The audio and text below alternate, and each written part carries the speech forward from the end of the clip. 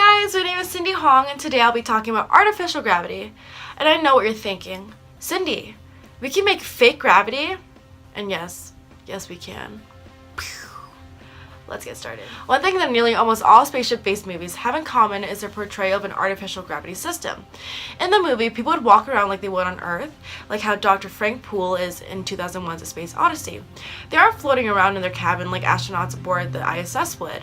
And the reason for that is because artificial gravity makes science fiction more relatable and it's a lot easier to shoot. But artificial gravity isn't just for film purposes. It also serves many benefits for astronauts in space. But before we get into that, let's talk about what artificial gravity is and how to produce it. According to dictionary.com's definition, artificial gravity, noun, is a stimulated gravity or a sensation of weight established within a spacecraft by means of this craft's rotation, acceleration, deceleration, or to make it easier for you guys, fake gravity. Artificial gravity is the creation of an inertial force that mimics the effects of a gravitational force, which is usually by rotation.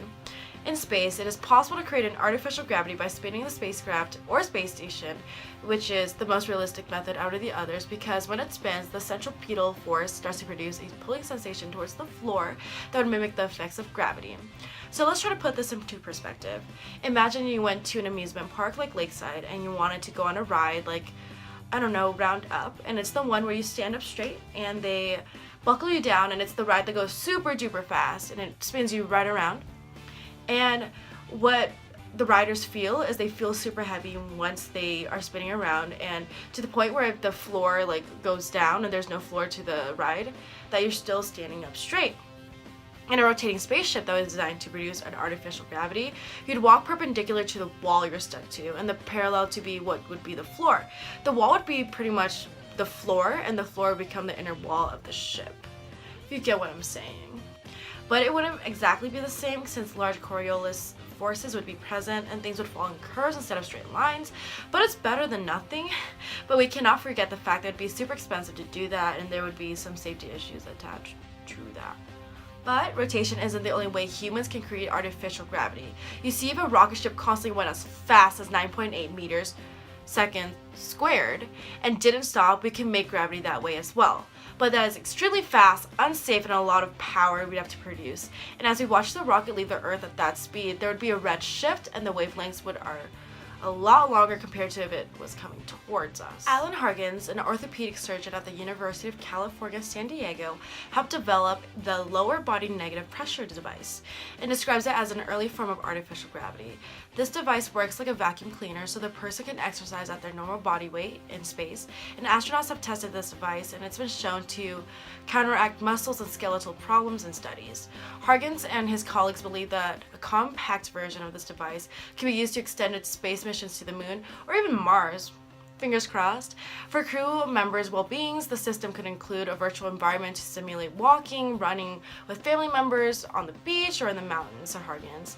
But most importantly, the concept would also allow normal weight-bearing and seated postures on the prolonged missions using the suction pressure to reproduce the posture we assumed to 12 to 16 hours each day on Earth. If you guys are wondering, Cindy, why'd you make this stupid video of you just going on and on and on about artificial gravity? Like, why is this so important? Like, why are we sitting here watching this? And I'm here to tell you why. Space agencies are investigating ways to simulate gravity because weightlessness causes so many health problems for astronauts, including back pain, muscle and skeletal problems, and fluid pooling in the upper body. Even readjusting the pressures on the feet and buttocks can be super uncomfortable and hypersensitive to touch when astronauts return back home to Earth or in the future when they land on Mars. Professor Louis Dartel, an astrobiologist at University of Westminster, said your body rapidly adapts to space by shedding muscle and bone mass. He said your spinal muscles, buttocks, muscles, quads, and all are used for holding your posture against gravity and for walking, he said.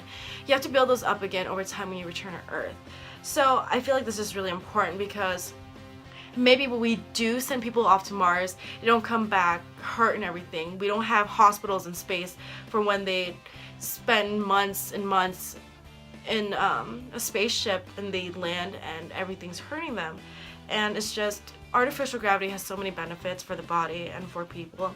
Even though it's not very possible right now, scientists are finding ways to I don't know, amp it up. So hopefully they find us soon and hopefully find Mars and we explore and it'll be a fun time. Thanks for watching, guys. Hope you learned something. This is my 3D representation of if my spaceship were to go 9.8 meters seconds squared. Terrible representation, I know.